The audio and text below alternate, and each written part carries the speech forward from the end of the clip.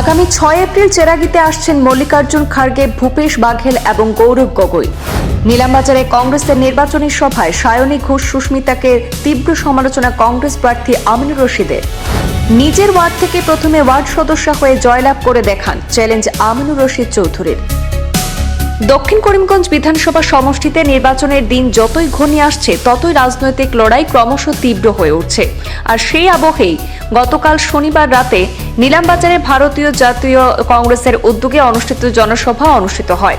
এদিনে সভায় উপস্থিত ছিলেন কংগ্রেস প্রার্থী আমিনুর রশিদ চৌধুরী সহ একাধিক দলীয় নেতাকর্মী।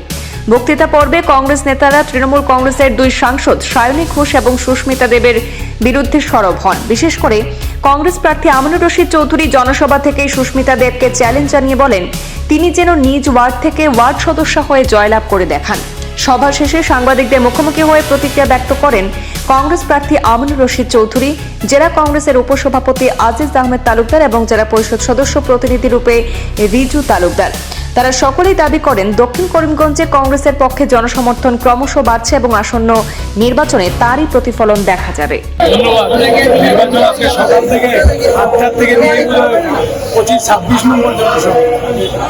জনগণের দোয়া আশীর্বাদ দিয়ে চলতেছি, ওনারাই আমার প্রেরণা, ওনারাই আমার আগামী দিনে রাস্তা চলার মাঠ পরিদর্শন। জনগণের আশ্বাস কেমন পাচ্ছেন আপনার দক্ষিণ করিম সমষ্টিতে? জনগণের আশ্বাস কি পাচ্ছি, এই সবাই কি বুঝালো কোথায়? আমাদের তো ভাই স্টার ক্যাম্পেনার নাই, জনগণ সব আমাদের স্টার ক্যাম্পেনার। সবাই দেখতে পেলাম আপনি সুস্মিতা দেবের বিরুদ্ধে কথা বলছেন, ওনাকে কঠোরভাবে আক্রমণ করেছেন, ওনার বিরুদ্ধে কি বলবেন আপনি? সুস্মিতা দেব একটা ওয়ার্ড মেম্বার হওয়ার যোগ্যতা রাখে না। যদি ওয়ার্ড মেম্বার হওয়ার যোগ্যতা রাখতো, ইলেকশন খেলে এমপি হইতো, রাজ্যসভা কেন গেছে? আইয়া যখন মিথ্যা প্রতিশ্রুতি দক্ষিণ করিমগঞ্জ যার কিতা বড় কবিতার কোনো সিট নাই, সারা সিট অন্য নেই, সারা সিট কিতা এক সিট উনি ইলেকশন রোজ দুইবার আইরা কিতার লোকে আইরা বিজেপি পাস করাই বললো আইরা। আমি বইয়া তারাপুরে জায়গা আমি ঘরের ওয়ার্ডও যদি ইলেকশন খেলিয়া তাই জিতে যায়, আমি চিরদিন রাজনীতি থেকে সরে যাব। উনি ফকিরবাজারে আরেকটি আপনার বিরুদ্ধে অভিযোগ উত্থাপন করেছেন যে আপনি নাকি বিজেপির হয়ে কাজ করছেন দক্ষিণ করিমগঞ্জ সমষ্টিতে। সাংসদ সুস্মিতা দেব। লজ্জা না, এটা লজ্জা, মানে শেমলেস ওম্যান। কংগ্রেসের সর্বভারতীয় মহিলা নেতৃত্বকে দল পাড়াইয়া বিজেপি গেছে, তাই আমার সার্টিফিকেট দিত না। Who she to give me certificate? আমার সার্টিফিকেট আমার দলের নেতারা দিছে, আমার কংগ্রেস নমিনেশন দিয়া। এইসব বাজে কথা, মিথ্যা অপপ্রচার সুস্মিতা দেবের আমি কইয়া আমি যদি সুস্মিতা দেবের এগেস্টে মুখ খুলি, বহুত কিছু করলুম। তাইনও জানো একসঙ্গে রাজনীতি করছি, এমপি হইতে পারো, কিন্তু তান সম্বন্ধে কোয়ার আমার রাস্তার রাইট কইতাম পারবি না। সাবধান করে দিয়া সুস্মিতা দেবরে, নো ইন্ডিভিজুয়াল অ্যাটাক। যদি ইন্ডিভিজুয়াল অ্যাটাক হইছে, আমিও তাদের সারিয়া কথা কইতাম না। That is my warning. আপনার হয়ে কি দলের কোনো ঊর্ধ্বতন কর্তৃপক্ষ দক্ষিণ করিম সমষ্টিতে নির্বাচনী প্রচারে আসছেন কি?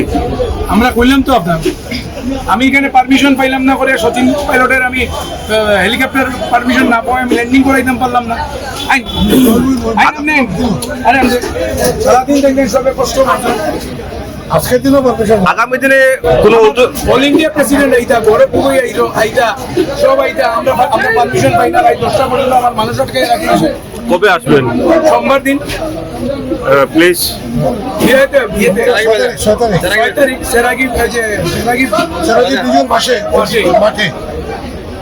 এই চলতেছে, মানে বাকিরা বিজেপির এজেন্টের বাকি প্রার্থীরা ভাই অ্যাপ্লিকেশন ফালাইলেই পায়, আমরা পাই না। কারণটা কি? ইটা দিয়া তাইলে আমরা আটকাইতে পারতো না। জনগণ আমরা লোকে আছে, পাবলিক চিন্তা নেই, পাবলিক আমরা লোকে আছে। যত ষড়যন্ত্র কংগ্রেসের লোকে দিন করবা, জনগণ তত কংগ্রেস করবো। আমি আমিনুর রশিদ চৌধুরীর পক্ষে নয়, ভারতীয় জাতীয় কংগ্রেসের প্রার্থী আমিনুর রশিদ চৌধুরীর পক্ষে। আমরা যেভাবে প্রচার চালিয়ে যাচ্ছি, জনগণের যে সাড়া পাচ্ছি, সেই সাড়া থেকে আমরা বুঝতে পেরেছি 9 তারিখে আমরা আমাদের জিত নিশ্চিত এবং গৌরবগৌরীর নেতৃত্বে আসলে দক্ষিণ করিমগঞ্জ ভোটারদের উদ্দেশ্যে কি বলবেন, যেহেতু আপনি যে পুরকরা রাজনীতি ব্যক্তি রয়েছেন, ভোটারদের উদ্দেশ্যে কি বলবেন? ভোটাররা খুব সচেতন, জায়গায় জায়গায় আমরা দেখেছি ভোটারদেরকে বুঝাতে হচ্ছে না, তারা এখানে কংগ্রেস ভার্সাস বিজেপির লড়াই হচ্ছে, ওদিকে বিজেপির কোনো সম্ভাবনা নাই। কংগ্রেসের সঙ্গে মজলুমের পক্ষে, জালিমের বিপক্ষে ভোটারগণ সিদ্ধান্ত নিয়ে নিয়েছেন সিদ্ধান্ত নেওয়ার জন্য। দক্ষিণ করিমগঞ্জ নির্বাচন নিয়ে তুঙ্গে রয়েছে, ত্রিমুখী লড়াই রয়েছে, কংগ্রেস ভার্সাস তৃণমূল এবং এজিপি। কোনো ত্রিমুখী লড়াই হবে নিচের থেকে 3 নম্বর এবং 2 নম্বরের নিচের থেকে প্রতিদ্বন্দ্বিতা হবে। আমরা উপর থেকে অনেক নিচে তারা দুজনে প্রতিদ্বন্দ্বিতা করে, আমাদের সঙ্গে কোনো প্রতিদ্বন্দ্বিতা হবে না। কারণ আমরা 70-80 হাজার